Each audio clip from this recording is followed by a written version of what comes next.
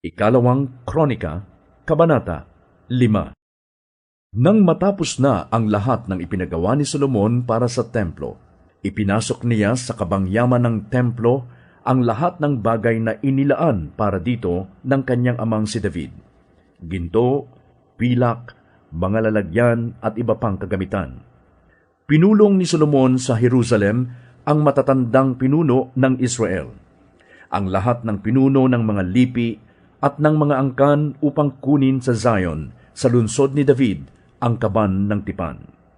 Kaya't nagtipon-tipon ang kalalakihan ng Israel noong 7 buwan, pista ng mga tolda. Pagdating ng pinuno ng Israel, binuhat ng mga Levita ang kaban ng tipan at dinala sa templo.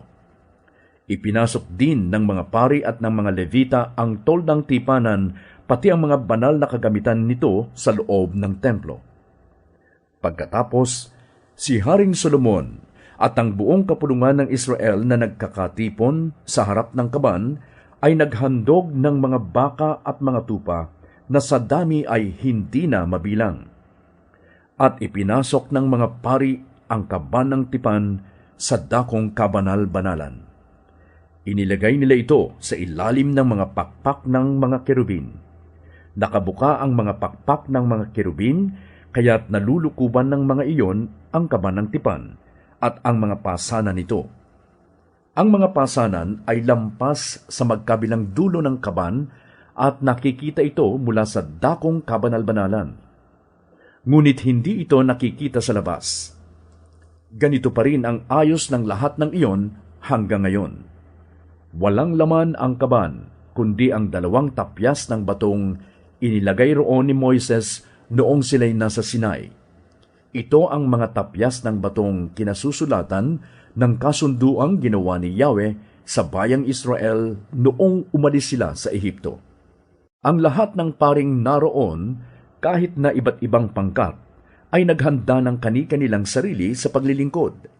At paglabas nila mula sa templo, nakatayo naman sa gawing silangan ng altar ang mga mang-aawit na Levita, sina Asaph, Heman at Jedutun, kasama ang kanilang mga anak at mga kapatid.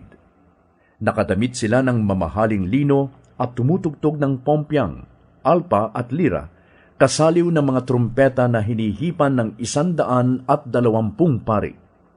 Ang mga umiihip ng trumpeta at ang mga mang-aawit ay sama-samang nagpupuri at nagpapasalamat kay Yahweh.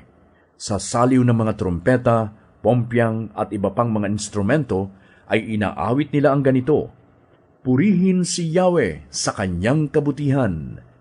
Pag-ibig niya'y tunay, laging tapat, kailanman. At ang templo, ang tahanan ng Diyos, ay napuno ng ulap. Kaya't ang mga pari hindi nakatagal sa loob upang maglingkod.